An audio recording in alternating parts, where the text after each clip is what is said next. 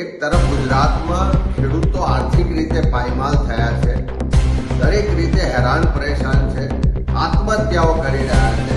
એની ચિંતા કરવાને બદલે, એના માટે આગળ આવવાને બદલે આ ભારતીય જનતા પાર્ટીની ખેડૂત વિરોધી સરકાર ઢોલ પીટી રહી છે કે અમે 10,000 કરોડનું ઐતિહાસિક પેકેજ જાહેર કર્યું. પણ આ પેકેજના નામે જે પડીકું જાહેર કર્યું છે એમાં ખેડૂતોને વીઘે ફક્ત 3500 રૂપિયા મળવાના છે. અને આ સરકારની આવી ખોટી નીતિને કારણે જે બુદ્ધિનું પ્રદર્શન કરે છે, જે ઉદ્યોગપતિઓ માટે લાલ જાજમ બિછાવે છે, પણ ખેડૂતો જ્યારે મરી રહ્યા છે એની ચિંતા નથી કરતા.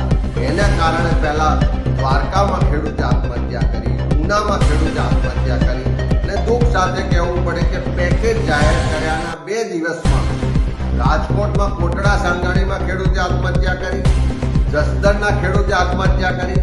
મારે ભૂપેન્દ્રભાઈ પટેલને પૂછવું છે કે કેટલા ખેડૂતોનો ભોગ લેશે, કેટલા લોકો મરે એની રાહ જોવો છો.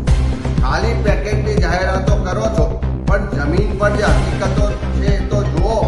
તમે ખેતરમાં ફોટા પડાવવા ગયા પણ ખેડૂતોની હાલત ના સમજ્યા.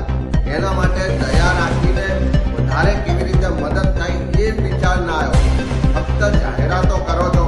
ફરી સરકારને કહેવા માંગે છે કે આ ગુજરાતમાં ખેડૂતોને મળતા બચાવો, તાત્કાલિક ખેડૂતોના દેવા સંપૂર્ણ માફ કરો. નહીં તો અત્યારે જે 4 ખેડૂતોએ આત્મહત્યા કરી છે એ આંકડો આવનારા દિવસોમાં ખૂબ મોટો થવાનો છે. જો સરકાર નહીં જાગે